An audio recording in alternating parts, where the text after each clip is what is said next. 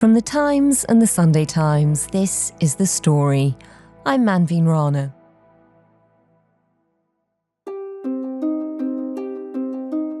I was here in Washington on January the 6th, 2021, and watching the events of that day unfold in real time, of course. And only count the electors who have been lawfully slated. Lots of angry speeches, followed by the March on Congress. Everyone here will soon be marching over to the Capitol building to peacefully and patriotically make your voices heard. Today we will see whether Republicans stand strong. And then a mass assault on the seat of American democracy by the supporters of the losing candidate in the election.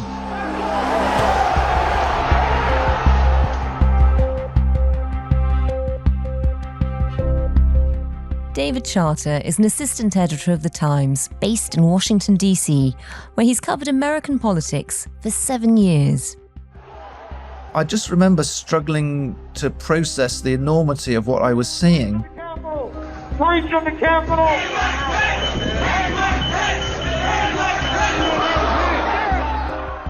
Not just the mob pushing through barriers and fighting with the police and breaking into Congress, but guns drawn on the floor of the House of Representatives and appeals for intervention from President Trump that he just took an age to act on. And I thought afterwards, there's no way back for Donald Trump. There's no way he could return to politics, let alone the White House. And I wasn't alone. Many senior Republicans were disowning him that day and in the days following.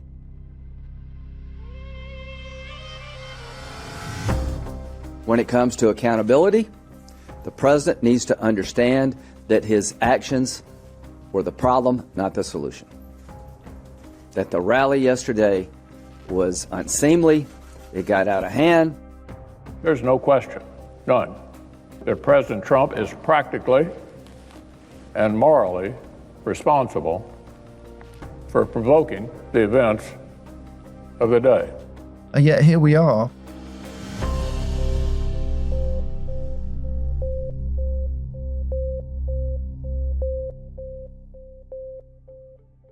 Five years on, Trump has pulled off an unimaginable comeback, really.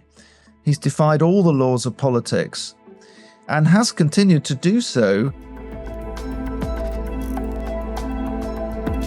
Today marks 5 years since the storming of the Capitol by Donald Trump's supporters. Not only has he recovered from that nadir and won a second term as president, but 1 year in, he's amassed more power and challenged more institutions than any US president in living memory. So, as we begin the second year of Trump 2.0, will he continue riding high on a wave of momentum, or are there stumbling blocks on the horizon? I think the question is, will this be the year that his luck runs out? The story today, 5 years on since Jan the 6th, is the Trump takeover complete?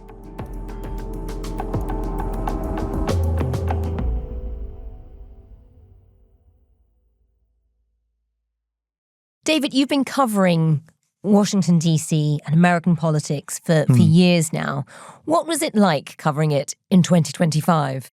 Well, you're speaking to someone whose job is to listen to every word that President Trump says.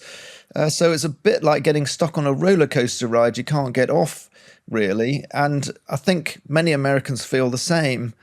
The team around Trump were determined to hit the ground running and basically tear up the rule book. And we've seen Trump pushing the boundaries of presidential power through a huge number of executive orders to reshape the government. He's been stamping out what he saw as woke diversity measures, pursuing a tariff agenda that's rattled world trade. He sealed up the border pretty successfully, the southern border, and he sent troops into several mainly Democrat-run cities. Of course, he's also taking revenge on his enemies. And the Trump administration made this explosive start to 2026 with the military raid on Venezuela to capture the president, Nicolas Maduro, all without congressional approval. And Trump's claim, of course, that he's now running Venezuela. It is an extraordinary moment. I mean, start as you mean to go on, I suppose. That's 2026 to look forward to. David, it is 5 years today since the January the 6th riots. You were telling us earlier what that day felt like. For a lot of people, that was the moment when they really wrote off the chances of a Trump 2.0, and yet here we are. It is the most remarkable political comeback.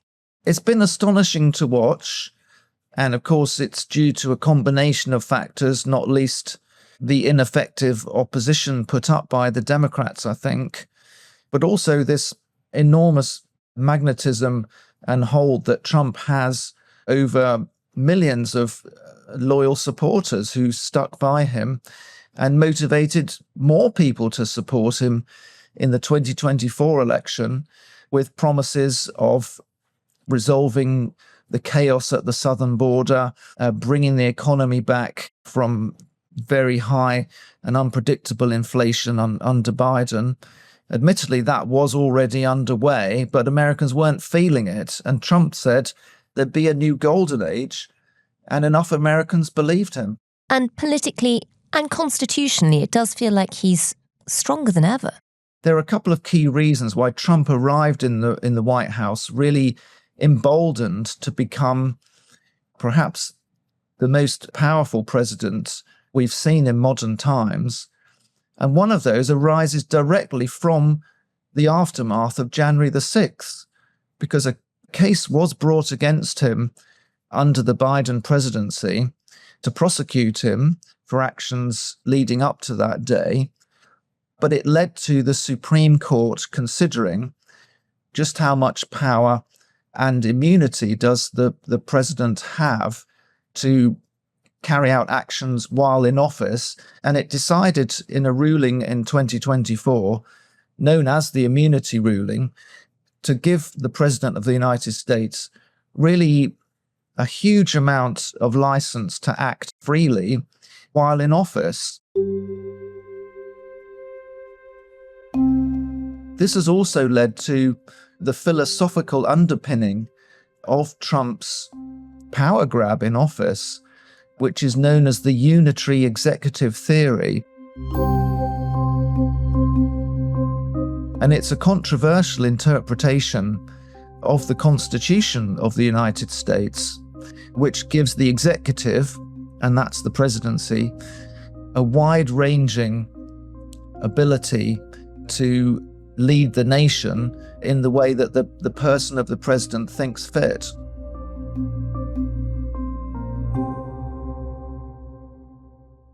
So they are trying to boost his constitutional powers as president to make him stronger than any other.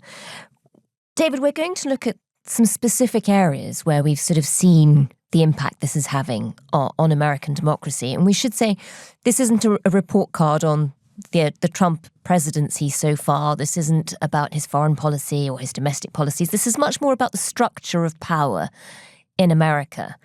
So talk us through the areas we should focus on to try and get a sense of just how powerful the American president is now.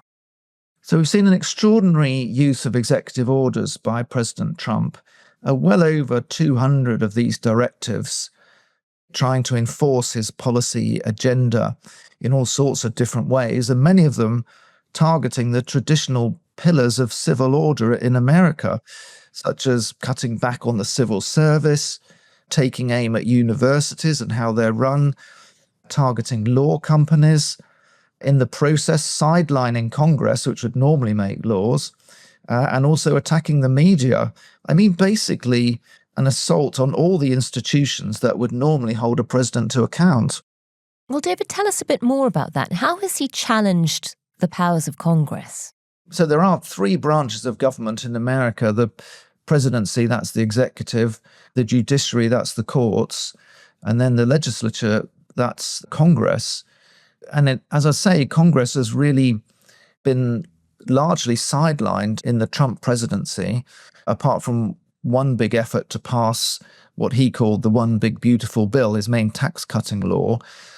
Otherwise, Congress has been shoved out of the picture. Its main role, it's given in the Constitution, is the power of the purse, and that's to decide how much money should be raised in taxes and what particular items get government spending throughout the year.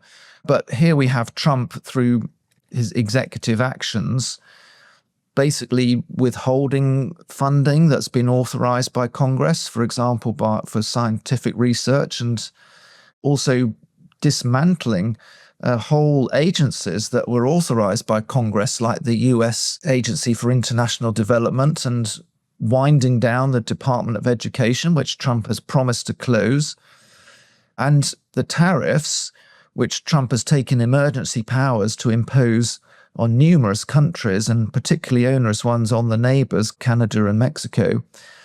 Well, he's claimed the power to do this, which would normally require congressional acts, because essentially they are taxes that are paid by American companies at the border and eventually, of course, by American consumers.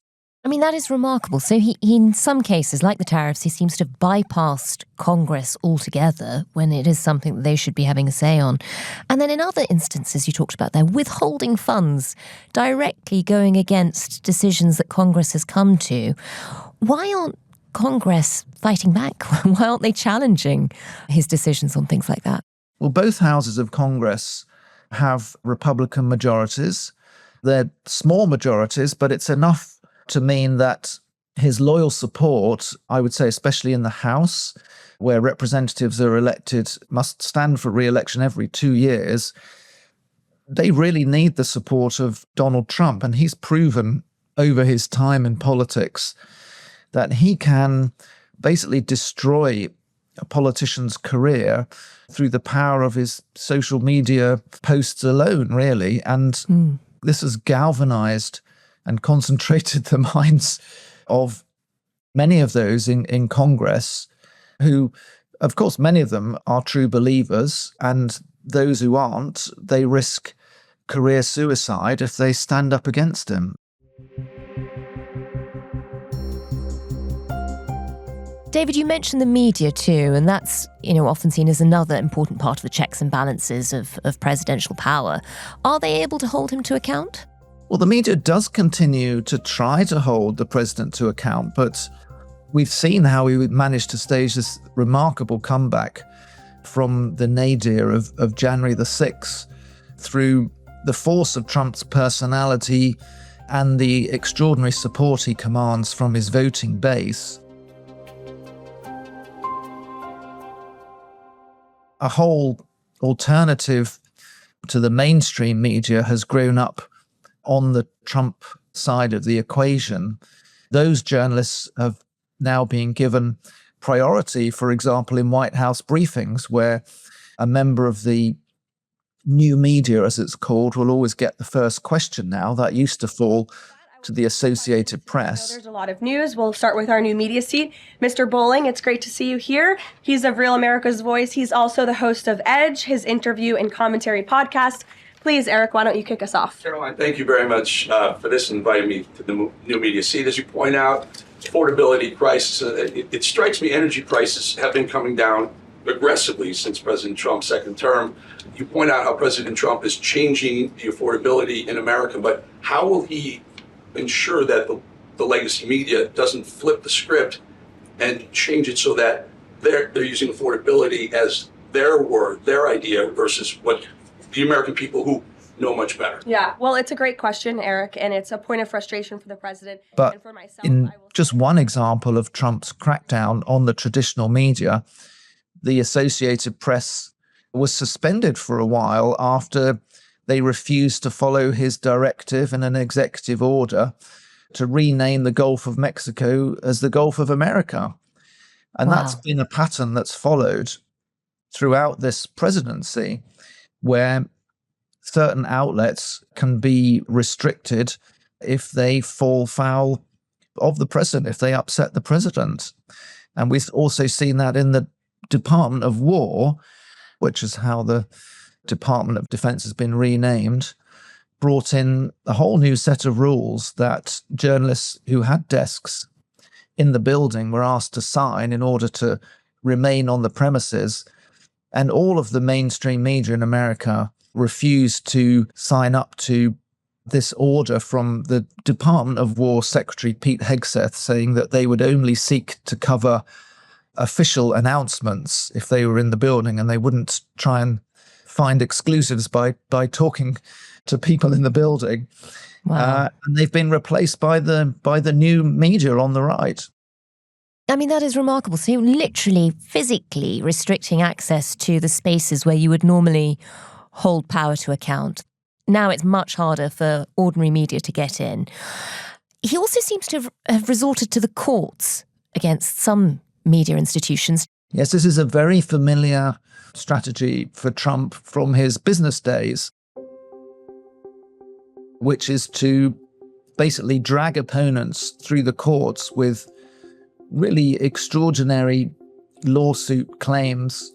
For example, when CBS ran an interview with Kamala Harris during the campaign, which was misleadingly edited to switch in an answer she gave that sounded better to one of their questions, Trump hit Paramount, the owner of CBS, with a $10 billion lawsuit. And the company, rather than fight through the courts, it settled for $16 million, $16 million. And I think that's an interesting foreshadowing of what we've seen recently with the BBC, where Trump has hit them with a $10 billion lawsuit for the panorama editing of his speech on January the 6th, which he has claimed made him look like he was stoking violence. Perhaps the settlement in the CBS case of multiple millions, 16 millions, is a pointer to how that might go.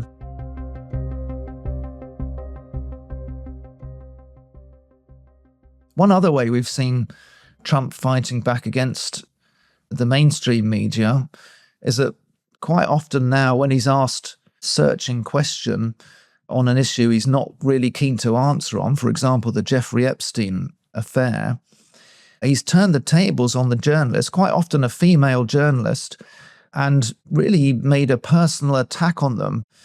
One famous case was on Air Force One, where he told a female journalist to be quiet, piggy. Sir, yeah, there's nothing incriminating in the file, quiet, piggy. Extraordinary. A strange remark, which obviously took everyone completely by surprise. And I think what he's doing is making it clear that there's going to be a personal cost to asking Trump a difficult question. So these are just some of the ways in which Congress is effectively neutered. The media is remorselessly attacked by Trump. But it's not just the way he challenges institutions. What we're also seeing is that he weaponizes them.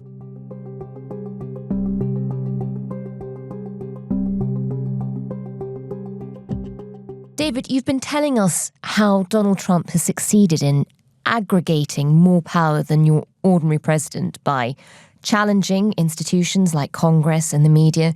You mentioned that he's also weaponizing institutions. Tell us about that. Well, the very first executive order that Trump made when he returned to office was, in fact, a directive against weaponizing the Justice Department against political opponents. Is a directive to the federal government ending the weaponization of government against the political adversaries of the previous administration, as we've seen. And this was supposed to be a riposte to the Biden administration for bringing cases against him. But what we've seen during this first year of Trump's presidency is that he has not been shy about putting pressure on his own Justice Department to go after his political enemies and those that he feels were targeting him while he was out of office. And in another department, the one that's been renamed the Department of War, Trump, as the commander-in-chief, has decided that he wants to send troops into various Democrat cities. He says to keep order when the Immigrations and Customs Authority is trying to arrest illegal migrants. But Democrats accuse him of authoritarian-style behavior and basically intimidating them by being prepared to put American soldiers on the ground on American streets. I mean, that really does feel like a shift. It seems like the Pentagon has experienced a lot of shifts under this presidency, not just in terms of the change of name or the deployment of troops in America itself. I mean, talk us through how the Trump administration has gone about reshaping the department. Well, it has been a long-standing tradition and value of the military in America that it's politically independent. But we've seen step by step, I think, during Trump's second term, how not only does he want to use his powers to deploy federalized National Guard to American cities, but a number of high-ranking military officials have been fired. Often there isn't an obvious military explanation. And then in September, hundreds of military leaders were basically summoned to a base in Virginia. What they've done to San Francisco, Chicago. To listen to overtly political speeches. They're very unsafe places, and we're going to straighten them out one by one. And this is going to be a major part for some of the people in this room. That's a war, too. It's a war from within. And you mentioned the Trump administration's influence on the Justice Department, despite what they'd said at the start of the administration. Just run us through that. Who have they gone after? So again, traditionally, the president keeps himself separate from the Justice Department, and so as not to give the impression that American justice is politicized. But we've seen Truth Social posts from Trump urging Pam Bondi, the Attorney General, to get on with looking into prosecuting various enemies. And so it's come to pass that indictments have been launched by the Department of Justice against Letitia James. That's the New York Attorney General who brought a case against Trump's companies while he was out of office. Also James Comey, he was the former head of the FBI, fired by Trump in his first term for looking into and instigating inquiries about the Trump campaign's relationships with Russia, that Trump has always maintained is a hoax perpetrated by Democrats, although those have run into the brick walls of various judicial resistance, and federal judges have dropped both those cases. We've seen a federal prosecution brought against the former National Security Advisor, John Bolton, who did work for Trump in the first term but became a huge critic. We've seen him order investigations into Adam Schiff, who is now a California senator, but during the first term, he was the House manager, so the chief prosecutor during the first impeachment of Trump way back in 2019 for his pressure on Ukraine. And given that this is the anniversary of the January the 6th riots, he does seem to have lent on the Justice Department in terms of prosecutions around that too. Well, actually, the most stunning example of that is Trump's use of his pardon powers. So this is a prerogative that's given to US presidents. And this really is a monarchical type power to simply pardon people who have been prosecuted, convicted, and are often serving long prison sentences. Trump used it on his very first day back in office to pardon everyone convicted in connection with January the 6th. Pardons and commutations relating to events that occurred on January 6th, 2021. Okay, and how many people is this? I think this order will apply to approximately 1,500 people, sir. So this is January 6th. These are the hostages. Approximately 1,500 for a pardon. Yes. Full pardon. And that is, as you say, him leaning into his executive powers again and using them in a way that other presidents haven't necessarily. When it comes to the Justice Department, though, does the fact that some of those prosecutions, some of those cases against people like James Comey, the fact that they've been overturned, does that show that he doesn't have as much sway as he'd like, even now? I think it shows that we talked about how Congress has been neutered and has allowed Trump to basically get on with a lot of his agenda. And the one branch of government that can stand in his way when there's overreach is the judicial branch. And we've seen that with the attempts to prosecute Letitia James and Jim Comey. They've run into blockages in the court system. They've successfully challenged their prosecution in the courts. I think this year we may see the Attorney General try again. You never know. And this is the case also with the tariffs. What we're looking at this year is a really big decision from the Supreme Court on whether Trump is legally able to claim the kind of national emergency that has enabled him to bring in the tariffs, for example.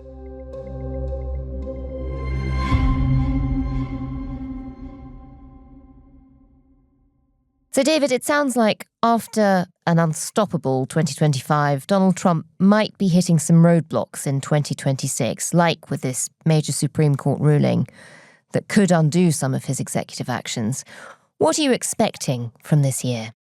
Well, what we traditionally see as the second term of a president wears on is that they become increasingly known as a lame duck.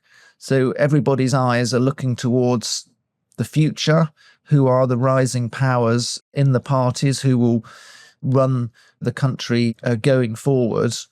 And the president in office can really struggle to push their agenda, and especially after the midterm elections, which are taking place this November. So all of the signs are that the Republicans are going to struggle in these midterm elections to hold on to the House of Representatives. And without control over both houses, which Trump has at the moment, it's going to be well nigh impossible to count on Congress going along with Trump's agenda. Quite the reverse. If the Democrats manage to take a majority in the House at the end of the year, they will be in the box seat for not only resisting what Trump is directing, but calling all sorts of inquiries run by the various committees in Congress and doing what Congress is constitutionally supposed to do, which is to hold the presidency to account. David, I think a lot of people listening in Britain will be quite surprised to hear you describe Donald Trump as potentially a lame duck this year, sort of a year into his presidency. Well, with the proviso that it's very hard to predict anything with Trump. So we first saw signs of this over the Epstein files, when the many delays by the administration in publishing all these files eventually saw a group of rebel Republicans banding together with the Democrats to force the publication. And it actually drove a previous loyalist of Trump called Marjorie Taylor Greene, a Georgia congresswoman, to say that she was going to resign, and she became one of these permanent rebels against Trump. So that was the first sign. But we've seen, for example, over Trump's commitment to issuing lots of work visas for highly qualified foreign migrants, we've seen that cause a lot of consternation among young MAGA supporters who have been saying that they think Trump's out of touch because clearly they don't like well-qualified immigrants coming in from lower paid countries, potentially taking jobs that they want to try for. And then as part of Trump's plans to get more Republican seats in the House this November, he's applied pressure on various states to redraw their maps, but the Republicans in Indiana, well, they defied all sorts of intimidation and pressure to redistrict and create a couple of more Republican seats there. And that was really, for me, a startling example that there are growing numbers of Republicans around the country who are prepared to stand up to him. So you have these rifts that are now developing within the MAGA movement, within his base. You have the midterms, which could be very damaging. You have a slight sense of there being a lame duck presidency if he isn't able to run again. Despite all of that, though, in terms of the changes he managed to make in 2025, how much of the structural change around the power of the presidency, how much of that will outlast even Donald Trump? I do think the American presidency will be forever changed by Trump. When Biden won the election in 2020, the talk was of Trump being a blip. Well, now it looks like Biden was the blip.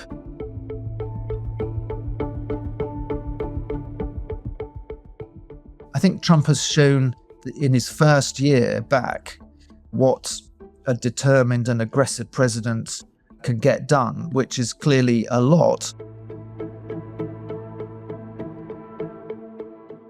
But I would say that just as no other character I can think of would be able to make the kind of comeback that Trump has made from January the 6th, there are aspects of this presidency I don't see continuing as a new tradition, if you like, in the future. The attempt to impose an agenda widely across civil society, across universities, law companies, the media. I don't see future presidents attempting to follow Trump in that, but I do think he's shown that the presidency can be a lot more powerful than previous presidents have ever dared to imagine.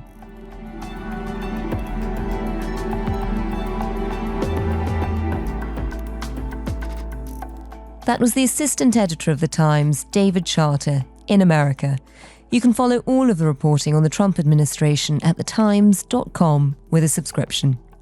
This episode was produced by Taryn Siegel. The executive producer was Tim Walklate. Sound design was by David Crackles, and theme composition is by Mal Lassetto. Thanks for listening. We'll be back tomorrow.